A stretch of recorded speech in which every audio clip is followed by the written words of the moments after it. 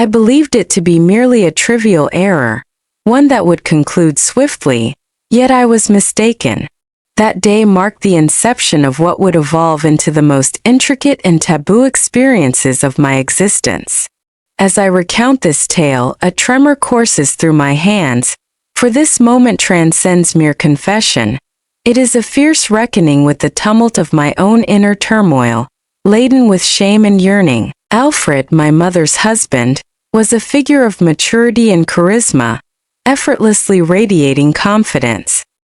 He possessed a quiet strength that drew attention without the need for loud words.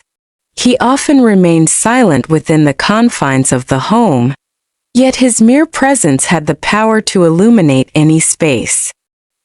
He was my mother's second husband, and our relationship had always been distant. He maintained a courteous demeanor, yet remained aloof, until that fateful day when everything transformed. My mother, Jennifer, was out with her companions as she often is. The house was bequeathed to Alfred and me. The evening was shrouded in stillness, or so I believed it would be.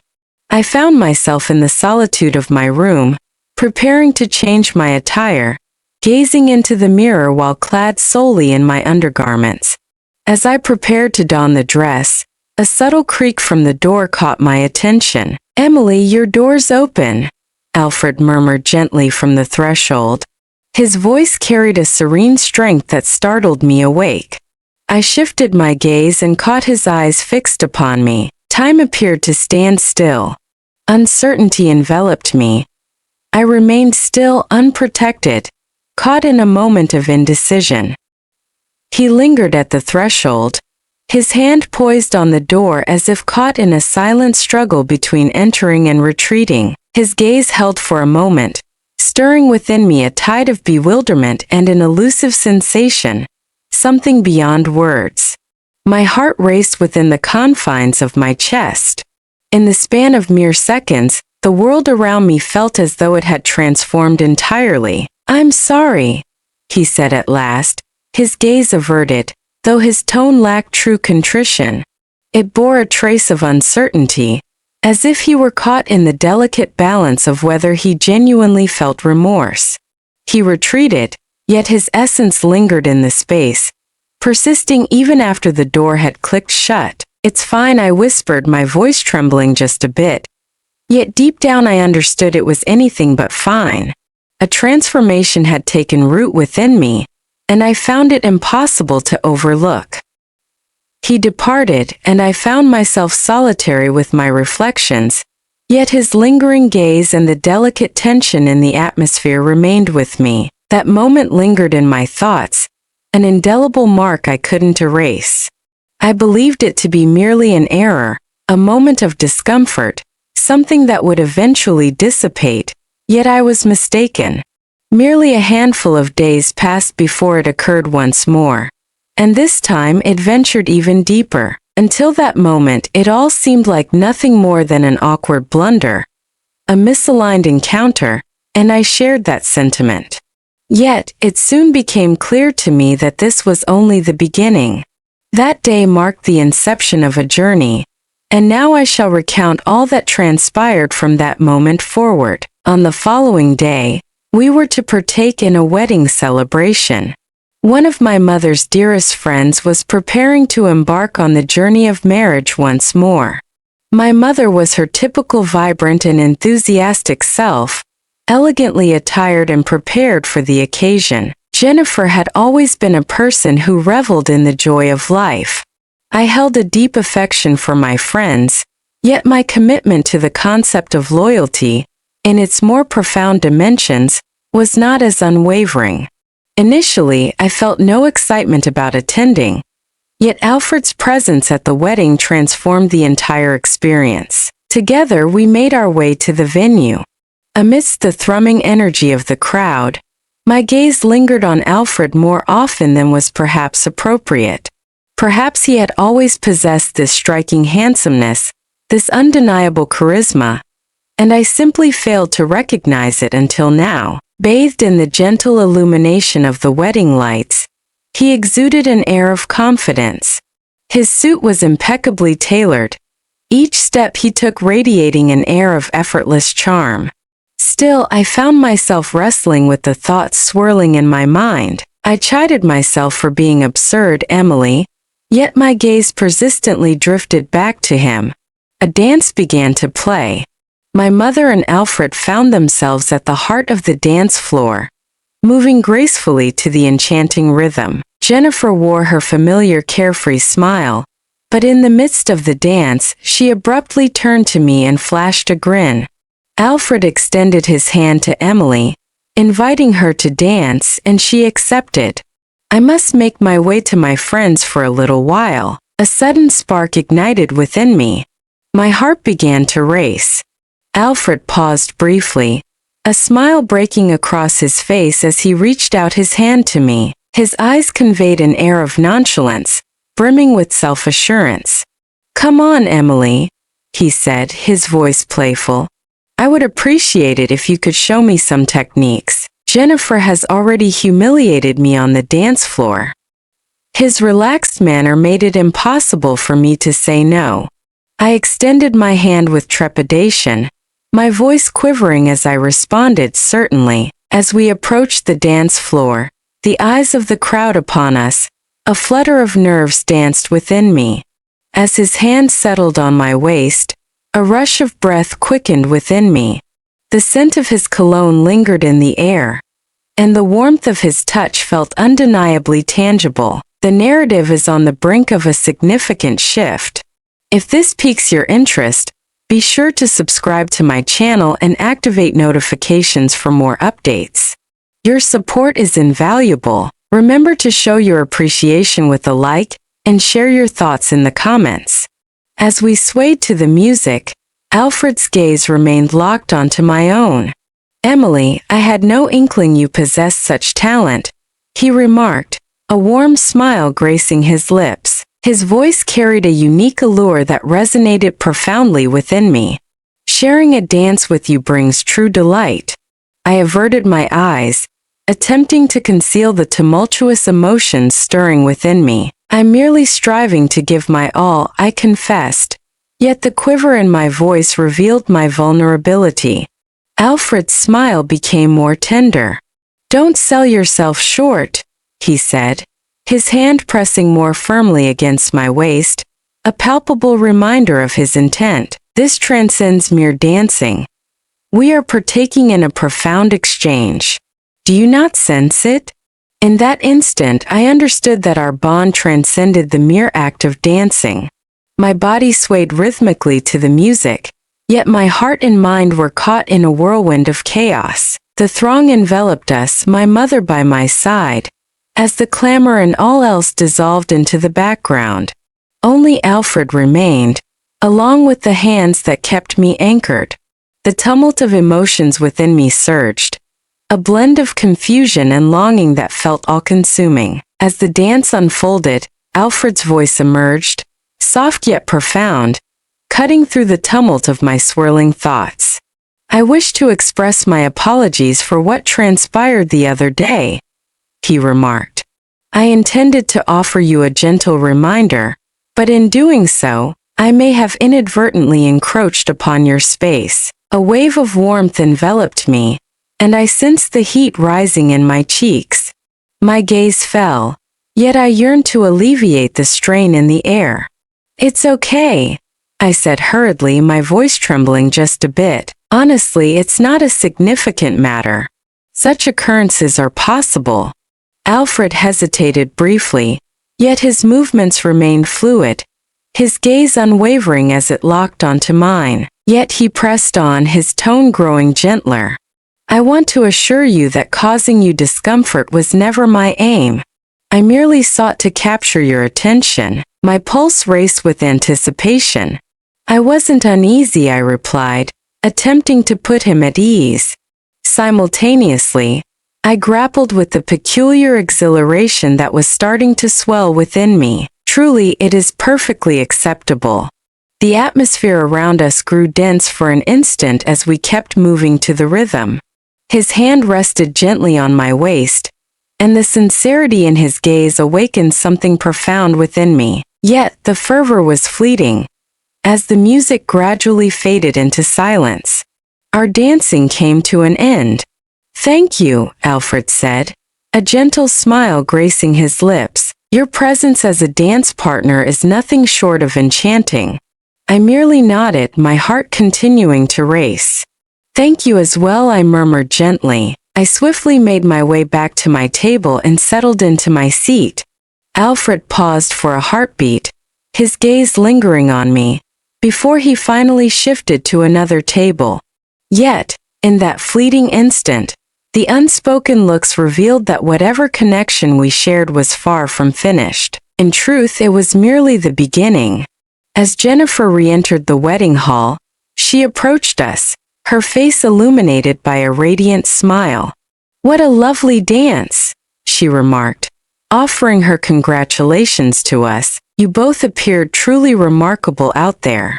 Her compliment only heightened my fluster, yet I endeavored to mask it with nonchalance. "It was enjoyable," I remarked with a subtle smile. Alfred offered a courteous nod, a faint smile flickering at the corners of his mouth.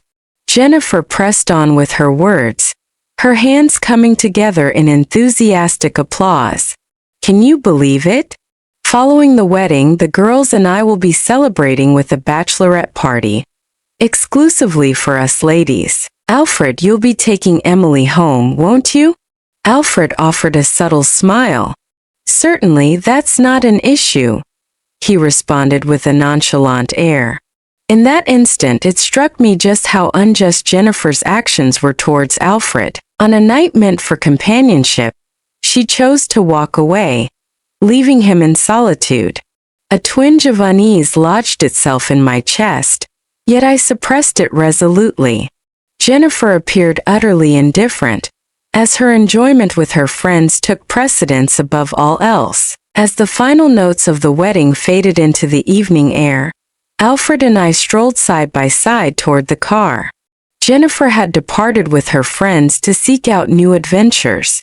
As we settled into the car, Alfred turned the key in silence, the engine humming to life beneath us. The stillness enveloping us throughout the journey felt almost palpable.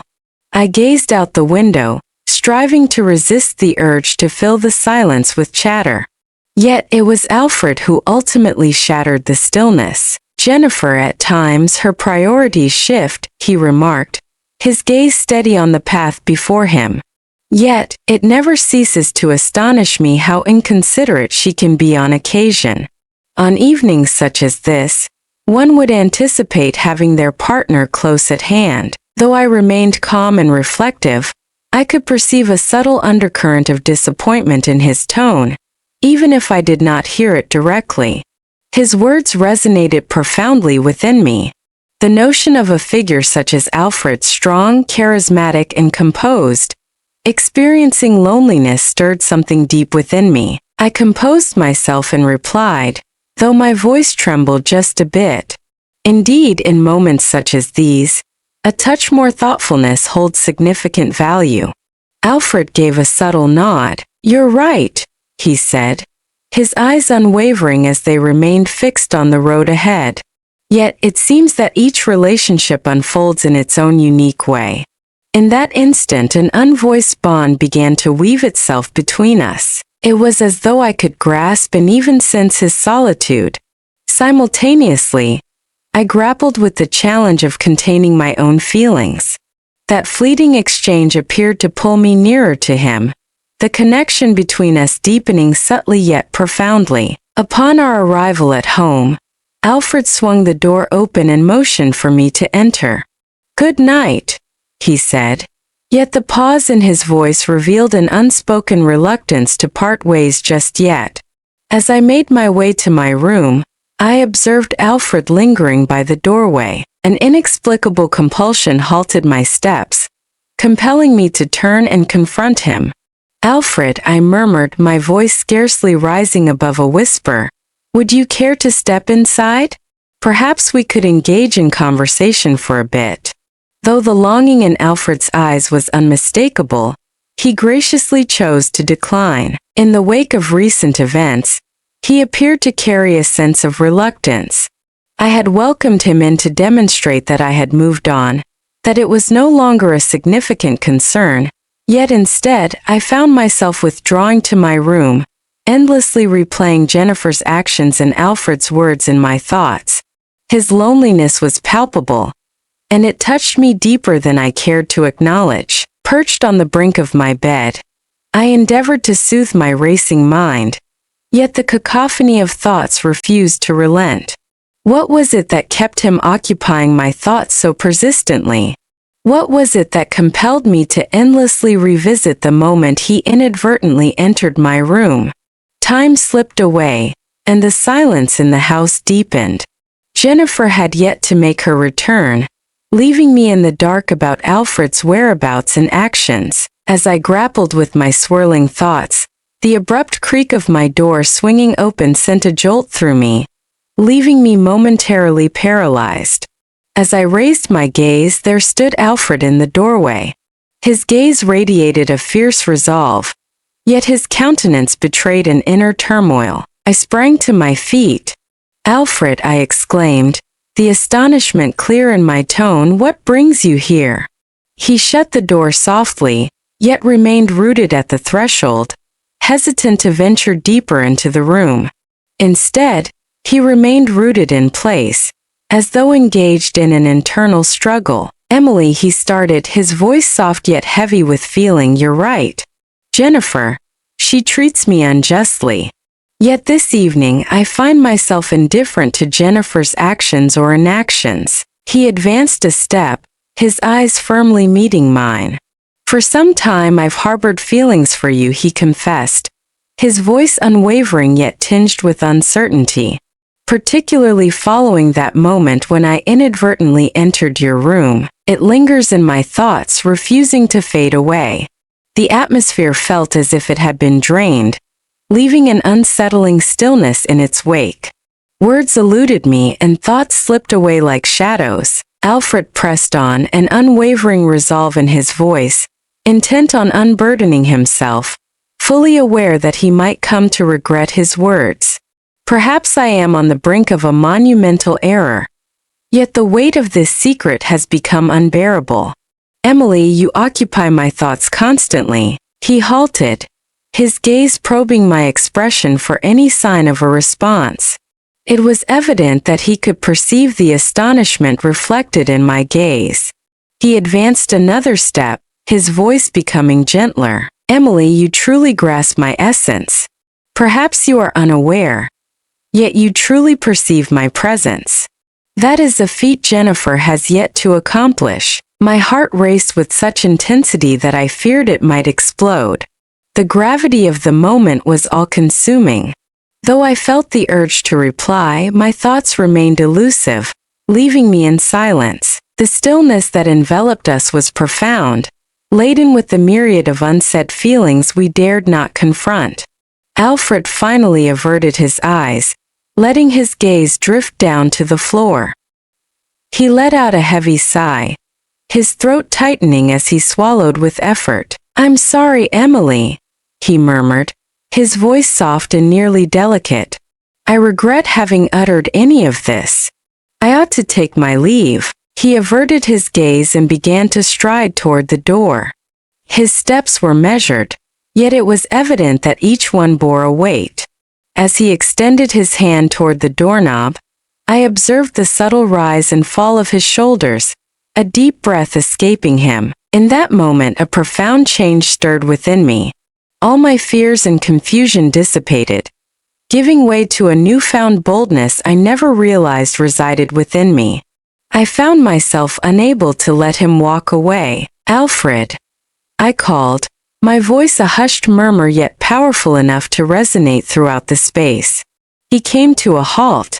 Gradually, he pivoted to face me, our gazes locking in an unspoken exchange. Within them swirled a tempest, a fierce clash of remorse and yearning unfolding in the shadows of their souls. For a fleeting instant we remained perfectly still. With hands that quivered, I eased the straps of my dress down my shoulders, allowing it to cascade to the floor. The soft glow in the room highlighted the exposed skin of my shoulders, while the cool air caressed my body gently. Alfred's gaze bore into me, intense and unyielding. His gaze was fixed on me, and I found myself unable to tear my eyes from his watchful presence. "I have not forgotten either, Alfred," I declared, my voice quivering. Yet the resolve within me was robust enough to eclipse it. "On that day when you stepped into my room, the world as I knew it transformed completely. Ever since that moment I've been grappling with these emotions, striving to keep them at bay. Yet I find it impossible, for I too hold affection for you. Perhaps I have for quite some time." As the words spilled forth, my heart raced with such intensity that I feared it might burst from my chest. Alfred fell silent for a moment, his gaze probing into mine as if he were attempting to unravel the meaning behind my words. Yet within those eyes I discerned the same magnetic draw, the same irrefutable bond that had been stirring within me. "This evening," I proclaimed, inhaling deeply to find my calm, "I am weary of battling these emotions any longer. I'm uncertain about the morality of it all, but this is the essence of my feelings, Alfred." He moved nearer, his hands softly caressing my face. His touch was gentle yet intentional, as though he feared shattering the fragile beauty of the moment. As our gazes intertwined, it seemed as though the distance that separated us was merely a figment of imagination. With deliberate grace he bent down and our lips collided in a tender embrace. The initial kiss ignited a torrent of emotions and long-suppressed desires that we had both been harboring for an eternity. Alfred's touch deepened, his kisses igniting with an intensity that surged with every fleeting moment. The idea of retreating, of halting, never once entered my thoughts. I found myself utterly immersed in the experience. With deliberate caution, I retreated until the familiar edge of the bed met the backs of my legs, and then I surrendered to gravity, allowing myself to collapse onto its surface. Alfred's hands glided to the buttons of his shirt, methodically unfastening them, one by one. Each movement was intentional, as though he sought to relish this moment, to prolong its existence. As he finally cast aside his shirt, an air of confidence and authority enveloped the room, asserting his presence with undeniable force. He advanced another step in my direction, his eyes locked onto mine with unwavering intensity. With his clothes arranged meticulously at the bed's edge, he leaned in, inching closer, until the only barrier that remained was the palpable electricity that crackled in the air between us. The atmosphere surrounding us was charged with nothing but fervor and longing. Time appeared to freeze, leaving just that instant just the two of us. He leaned over me, and in that moment we forged a bond where we surrendered to one another entirely. The experience was profoundly moving. A profound warmth blossomed within me, enveloping my very being. This experience was unlike any I had ever encountered. As I gazed at Alfred, his broad shoulders and muscular physique were unmistakably evident.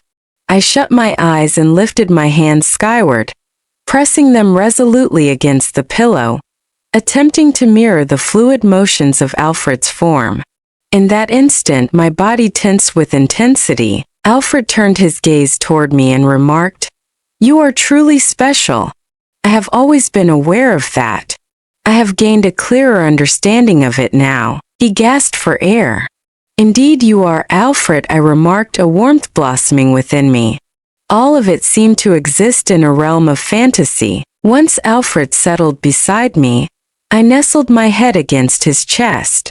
As I rested against his solid chest, the steady cadence of his heartbeat resonated in my ears.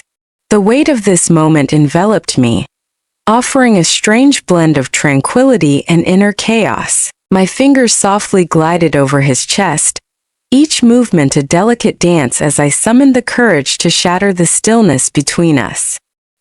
"You entered my room with purpose this time, Alfred," I remarked, my voice low yet laden with significance. I raised my head to meet his eyes, my words compelling him to face the truth, while simultaneously exposing the inner chaos I was experiencing. Alfred offered a subtle smile, yet the profound contemplation was unmistakably carved into his expression. "No, Emily," he replied. "This was no mere coincidence, yet I found it essential to express my feelings, regardless of the challenges it may pose."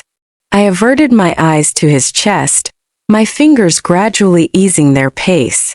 Drawing in a deep breath, I began to speak once more. "You are truly a remarkable and exceptionally handsome man, Alfred," I murmured gently. "What unfolds beyond this point? What are the next steps we should take?" "My mother, dear friends." Alfred inclined his head ever so slightly, drawing me nearer as his fingers wove gently through my hair. His voice carried a serene quality, yet it resonated with deep emotion. "I'm uncertain, Emily. In this very moment, all that I can ascertain is that everything feels undeniably real. His proximity is undeniable, and I cannot refute that his words only intensify the tempest within me. Yet in that moment his candor brought me a sense of calm. I shut my eyes, immersing myself in the comforting warmth of his presence, even as the shadows of uncertainty about the future hovered above us. In that instant, our only option was to connect through our emotions. If you've journeyed with me to this point, it's clear that my tale has resonated with you profoundly. There is an abundance of insights waiting to be unveiled, and you certainly won't want to overlook any of it. Make sure to click the follow button, enable notifications, and remember to share your thoughts on this story in the comments. I eagerly anticipate your reflections.